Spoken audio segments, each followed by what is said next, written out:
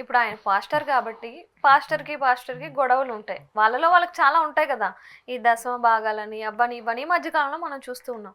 ఏమో ఆయన మీద వేరే వాళ్ళు కక్ష కట్టి ఇలా చేయించుండొచ్చు అని కూడా ఇది కూడా ఒక లాజిక్ సో కావచ్చుగా. అలా కూడా ఎలాగైనా ఆలోచించవచ్చు. ఒక ఆ! మనిషి చనిపోయాడు అంటే అంతేగా. ఊరికే ఎలిగేషన్స్ పాస్ చేయొద్దు. హ్మ్. అండ్ నౌ ఇప్పుడు తను ఎలాగో పాస్టర్ వృత్తిలో ఎప్పటి నుంచో ఉన్నాడు కాబట్టి బాగా సంపాదించి ఉంటాడు. హ్మ్. ఆ డబ్బు మీద మోజుపడి అసలు మతానికి సంబంధం లేకుండా ఇంకెవరైనా దొంగలు కూడా దాడి చేశారనేది కూడా చెప్పొచ్చు. హ్మ్. ఇప్పుడు దీనికి రాజకీయ రంగం ఎందుకు పులుముకోకూడదు మరి ఇంత జరిగినప్పుడు? కులము, మతము వచ్చింది మరి కాబట్టి రాజకీయం కూడా ఆ, వచ్చేస్తుంది మరి. ఇది ఖచ్చితంగా టీడీపీ వాళ్ళే చేశారు. ఎందుకంటే ఆయన వైసీపీ అంటే ఐ మీన్ పాస్టర్ కాబట్టి ఖచ్చితంగా జగన్ మనిషి అయి ఉంటాడు.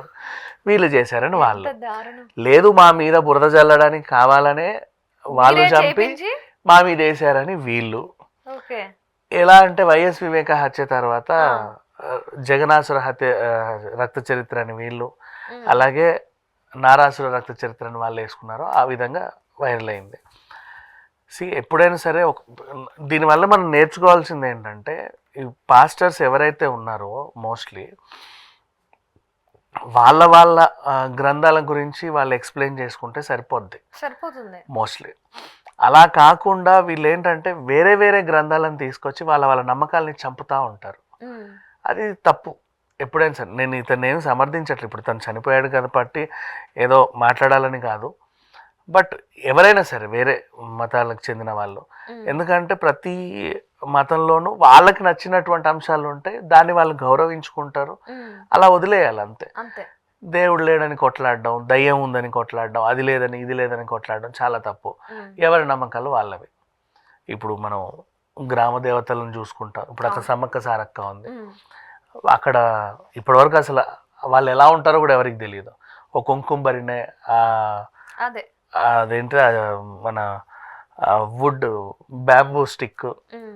వీటిని నమ్మి పూజ చేస్తూ ఉంటారు. ఇంకో సిరిమాను పైడితల్లి యాత్ర ఉంది. వీళ్ళంతా గ్రామ దేవతలు. అవును. ఇంకా పోతే మనకి తిరుమల తిరుపతి ఉంది, అదొక నమ్మకం. కాణిపాకం వినాయకుడు అదొక నమ్మకం. ఎవరి నమ్మకాలు వాళ్ళవి. ఈ మనం ఏం కాళహస్తి చేయలేం. దేవుళ్ళు ఎవరి ఇష్టం వాళ్ళది. కొంతమంది మాకు ఈ దేవుడు మంచి చేశాడు కాబట్టి ఇతన్ని నమ్ముతున్నాం అని అంటారు. పండగలు అలాంటివి వచ్చినప్పుడు చేసుకుంటారు. ఇప్పుడు నిన్న కొమరవెల్లి మల్లన్న అది జరిగింది, ఉత్సవం జరిగింది. హ్మ్. ఇలా రెగ్యులర్గా ఏదో ఒకటి ఎక్కడో చోట అవుతూ ఉంటాయి. నాగోబా జాతర, హ్మ్. గిరిజనులకు దేవుడు ఉంటాడు, హిందువులకి దేవుడు ఉంటారు. హిందువుల్లోనూ కూడా చాలా రకాలు కొంతమందికి ఉంటాయి. కొన్ని కొన్ని దేవుళ్ళు ఉంటారు. అండ్ భాషకి సంబంధం లేకుండా కూడా దేవుళ్ళు ఉంటారు. హ్మ్. ఇలా బోల్డని మతాలు ఉంటాయి, అందులోనూ డివిజన్స్ ఉంటాయి. ఎవరి ఇది వాళ్ళది. వాళ్ళది. సో ఎప్పుడైనా ఎవరన్నా ప్రముఖ వ్యక్తి చనిపోయాడు, ఇట్లా ప్రసంగించే వాళ్ళు చనిపోయారు అంటే వీళ్ళు చంపేశారని వాళ్ళు చంపేశారని వీళ్ళు, ఇలాంటి వార్తలు రావడం సహజమే. హ్మ్. అండ్ ఇప్పుడు మిగతా పాస్టర్స్ అందరూ గొడవ చేస్తున్న క్రమంలో ఇప్పుడు ఇట్లా కూడా ఆలోచించవచ్చు, తప్పులేదు. ఏంటంటే మరి తన ఒంటి మీద గాయాలు ఎందుకు అలా ఉన్నాయి, హ్మ్. అక్కడ కర్ర ఎందుకు ఉంది? సో అతను ఆ రూట్లో వెళ్తాడని తెలిసి ఎవరైనా దాడి చేశారా, లేకపోతే అసలు ఎవరన్నా పిలిస్తే అతను అక్కడ ఆ రూట్లో వెళ్ళాడా? హ్మ్. మీరు ఇక్కడికి రండి, ఒంటరిగా రండి, తేల్చుకుందాం. కొంతమంది ఏంటంటే ప్రసంగాలు చేసేటప్పుడు అవును. మీకు ఏమైనా అభ్యంతరం ఉంటే ఫేస్ టు ఫేస్ చెప్పండి అనే వాళ్ళు కూడా ఉంటారు. అవును. అవును. ఎక్కడ రమ్మంటావు చెప్పు, నేను అక్కడికి వస్తా, నువ్వు కూడా రా, ఒంటరిగా రా, హ్మ్. నువ్వు చెప్పింది రైటో నేను చెప్పింది రైటో చూసుకుందాం అనే వాళ్ళు ఉంటారు. అలా ఇతను బయలుదేరాడన్న అనుమానాలు ఉన్నాయి. అంటే అండ్ మోరోవర్ ఇప్పుడు ఫోన్లో జరిగేది కాన్వర్జేషన్ అయితే నీకు ప్రూఫ్ ఉంటుంది, తెలుస్తుంది. పర్సన్ టు పర్సన్ అదే 1-on-1లో జరిగేది అయితే తెలియదు కదా వాళ్ళు ఏం మాట్లాడుకున్నారు. అంటే ఇతను ఇట్లా లైవ్ ప్రోగ్రాంలు కూడా చాలా చేశాడు. హ్మ్. మేబీ ఫోన్ రికార్డ్స్ అంటే బెదిరింపుడు లేకుండా బెదిరే రారా చూసుకుందాం అనే తిట్లు లేకున్నా కూడా ఎప్పటి నుంచో ఇద్దరు వ్యక్తుల మధ్య ఒక అంశానికి, ఇప్పుడు ఫర్ ఎగ్జాంపుల్ ఖుషి సినిమా చూసావు, దాంట్లో ఇద్దరు ఫాదర్స్కి, ఒకరు నాస్తికుడు ఒకరు దేవుడు నమ్ముతారు, ఇలా ఉన్నారు కదా. సో అట్లాంటి వాళ్ళు ఏంటంటే డిబేట్స్ పెట్టుకుంటారు ఛానల్స్లో సమ్ టైమ్స్. లేదు అంటే నువ్వు చెప్పేది తప్పు అని నేను ప్రూవ్ చేస్తా, లేదు నేనే రైట్ అని నేను ప్రూవ్ చేస్తా అని కొంతమంది మనసులో పెట్టుకుంటారు. వాళ్ళు నమ్మకం గట్టిగా ఉంటే.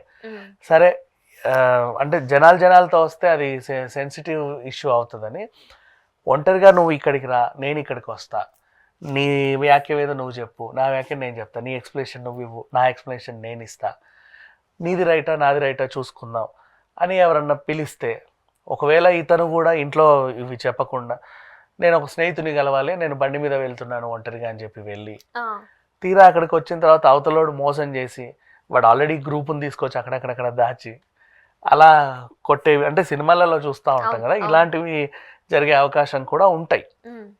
అంటే యాక్సిడెంటల్ సిచ్యువేషన్ లేనప్పుడు.